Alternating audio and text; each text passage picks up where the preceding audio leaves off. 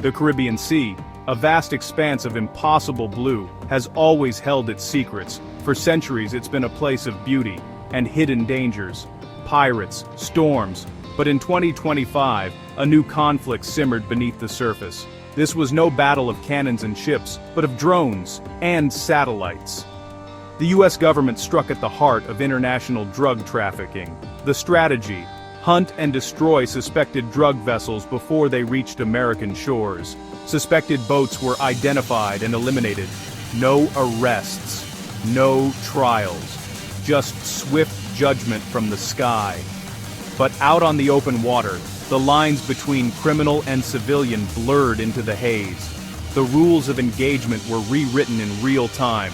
In this new, undeclared war, the consequences would be more chilling than anyone imagined.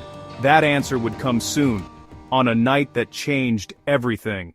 September 2nd, 2025, the day theory became violent reality. The US Defense Secretary watched as the first strike unfolded on a screen. The target, a vessel flagged by intelligence, suspected of carrying drugs. The order was given, the missile launched. The Secretary watched the explosion. By the mission's metrics, it was a success, but the aftermath was just beginning. Two figures clinging to wreckage appeared on the drone feed. The first domino had fallen.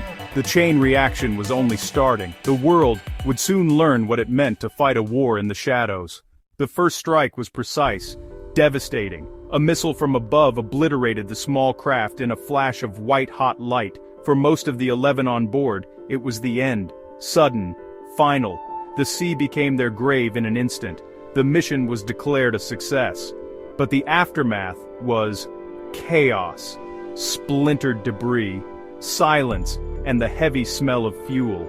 On the drone's grainy feed, it looked like the end of the story, but the sea rarely grants clean endings. Amid the wreckage, two figures clung to debris, alive, shipwrecked, surrounded by the dead. In any other context, they'd be rescued. Here, they were still part of the target. The admiral in command watched them on his screen. Two people, fighting to stay afloat, now classified as loose ends. Was this a war zone or a crime scene? The rules of war say shipwrecked survivors are to be spared. But this was a new kind of war, with new rules. The admiral faced a choice: follow the old laws of war, or the new logic of the mission. The fate of the survivors, and the soul of the campaign, hung in the balance. One more order would decide everything. The news didn't break all at once. It leaked out, first as whispers, then as a bombshell report. The official story: a strike destroyed a drug vessel.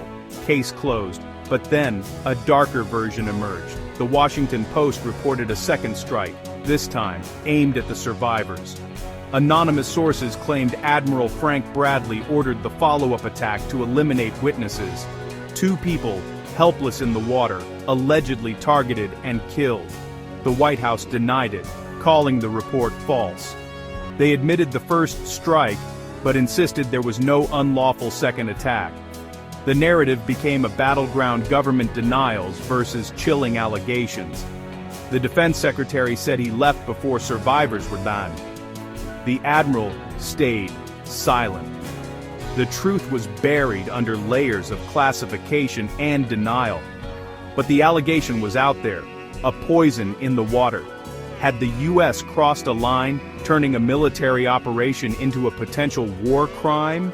The public was left to wonder what really happened in the dark waters of the Caribbean, and who would be held accountable if the worst was true. If the second strike happened, it was different.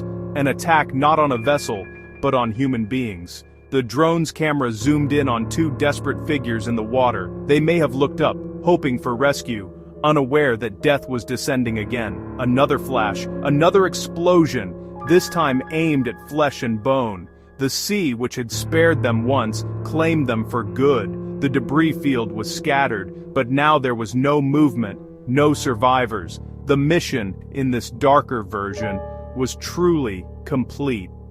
No vessel, no cargo, no witnesses. The drone lingered, confirming the result, then turned away, leaving only silence and floating wreckage. This alleged act transformed a controversial operation into a potential crime. The law of war is clear.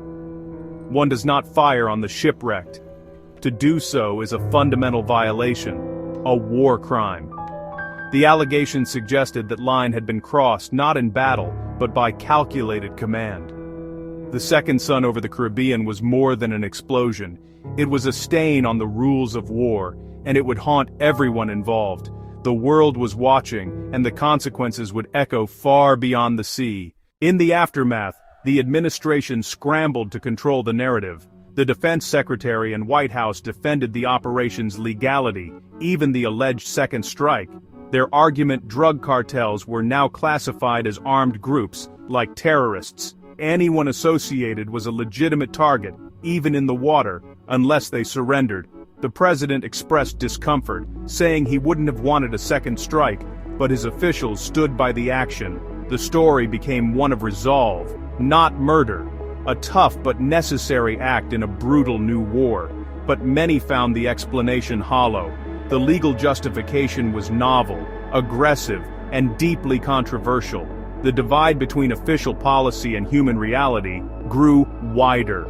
The world was left with a clinical explanation for an act that felt, at its core, profoundly wrong. And the questions refused to go away. The controversy exploded in Congress. Lawmakers launched investigations into the legality of the campaign. Nearly 20 strikes, over 80 deaths. Did the administration have the authority to wage this war without Congress? Human rights groups called the alleged second strike a war crime. The Defense Department's own Law of War manual forbids attacking shipwrecked survivors. The debate hinged on definitions. Were the two in the water combatants or survivors? Was this war or law enforcement? The classified video became a flashpoint. Lawmakers split along party lines. Some saw helpless survivors, others, enemy combatants. The video didn't settle the debate, it only deepened the divide. The law, the politics, and the morality of the strike collided, and the search for justice became a battle of interpretations. The story went global, drawing condemnation from allies and international bodies. The family of a victim filed a complaint with the Inter-American Commission on Human Rights. Allies questioned the legality of the strikes under international law. The campaign, meant to project strength, now looked reckless, even to America's friends. The law of armed conflict seemed to be cracking. If the U.S. could redefine the rules, what would stop others? Accountability loomed. Could the defense secretary or admiral face prosecution? Legal doctrine is clear. Following illegal orders is no defense. But prosecution of top officials is rare, and presidential pardons cast a long shadow. Justice was not guaranteed. It depended on politics, precedent, and the will of a few. The world watched, waiting for answers, and the stain of the strike spread far beyond American shores. December 5th, 2025. 3 months have passed, the strikes continue, but now under a cloud of scrutiny. Survivors from other attacks have been quietly sent home, their stories untold. The sea has swallowed the evidence, the wreckage is gone, only grainy drone images remain. The emotional impact lingers, a quiet, spreading stain. Citizens wonder what's done in their name, far from oversight. Service members bear the moral injury of orders that test the boundaries of law and conscience. Families grieve, never knowing the truth. The incident forces a dark reflection. When the enemy is an idea and the battlefield is a screen, the human cost is easy to forget. But on September 2nd, 2 people clung to debris, alive, desperate, and doomed. Their deaths, lawful or not, are a stark reminder. Every command has an irreversible consequence. The line between war and crime, security and soul, was crossed that night. The Caribbean holds its secrets, but the questions left behind still haunt the living.